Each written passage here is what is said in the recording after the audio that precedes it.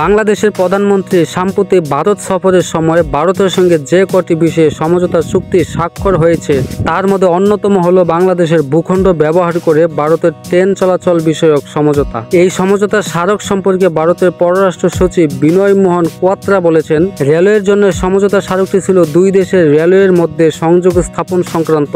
ইতিমধ্যে বাংলাদেশের ভারতের মধ্যে 6টি আন্তঃসীমান্ত রেল সংযোগ রয়েছে, কিন্তু এই রেল সংযোগ চুক্তির সবচেয়ে গুরুত্বপূর্ণ দিক হলো এর মাধ্যমে বাংলাদেশের ভূখণ্ডের মধ্য দিয়ে ভারতের বিভিন্ন অংশের মধ্যে ট্রানজিট পাওয়া যাবে। এই রেল ট্রানজিটের অংশ হিসেবেই আগামী মাসের কোনো এক সময় বাংলাদেশের রেলওয়ের পথ ব্যবহার করে জ্ঞাতে দর্শনা থেকে Haldibari Chilahati cross border interchange point পর্যন্ত একটি পণ্যবাহী ট্রেন পরীক্ষামূলকভাবে চালানো হবে। যদিও বিনয় মোহন কোয়াত্রা বাংলাদেশের মধ্য দিয়ে ভারতের এই রেল ট্রানজিটকে উভয় দেশ, উভয় সমাজ, উভয় অর্থনীতিকে ব্যাপকভাবে উপকৃত করবে বলে দাবি করেছেন, কিন্তু নানা সংকটে জর্জরিত বাংলাদেশের রেলওয়ে ভারতীয় রেলের ভার কতটা বহন করতে পারবে এই বিষয়ে প্রশ্ন রয়েই যায়। উদাহরণস্বরূপ দর্শনা চিলাহাটি রেলপথের কথাই ধরা যাক।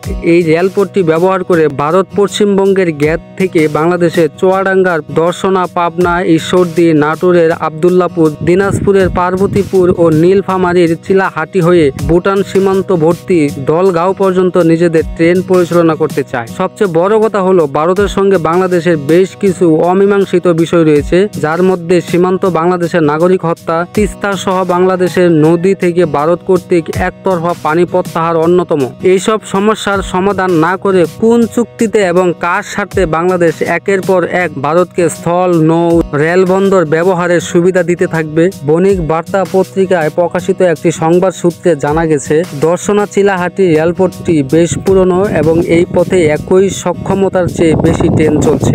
রেলপথটি 6টি সেকশনের মধ্যে 3টি ওভারলোডেড। এর মধ্যে আব্দুলপুর, সান্তাহার ও সান্তাহার পার্বতীপুর সেকশনের বর্তমান সক্ষমতার চেয়ে অতিরিক্ত 14টি এবং পার্বতীপুর চিলাহাটি সেকশনের সক্ষমতার চেয়ে একটি ট্রেন বেশি চলছে। তাছাড়া এই রেলপথের বেশিরভাগ অংশই পুরনো। এমনিতেই বাংলাদেশের ব্রডগেজ রেলপথের ভার বহনের ক্ষমতা 22.5 টন।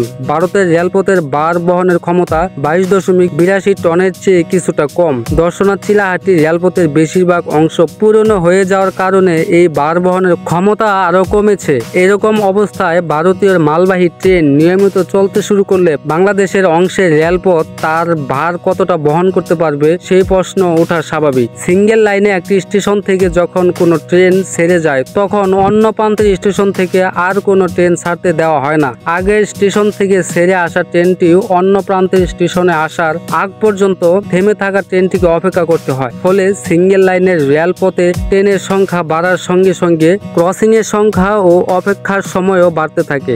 এখনই সক্ষমতার সংকটে ভুগতে থাকা দর্শনা চিলাহাটি রেলপথের ভারতীয় মালবাহী ট্রেন চলতে দেওয়া হলে বিদ্যমান ট্রেনগুলোর শিডিউল বিপর্যয় ও দুর্ঘটনার ঝুঁকি আরো বাড়বে, এটাই নিশ্চিত। এতক্ষণ আমাদের সাথে থাকার জন্য আপনাকে অসংখ্য ধন্যবাদ। যারা এখন অবধি আমাদের চ্যানেলটি সাবস্ক্রাইব করেনি তারা চ্যানেলটি সাবস্ক্রাইব করবেন, আর যারা ফেসবুক থেকে দেখছেন তারা অবশ্যই চ্যানেলটি ফলো দিবেন।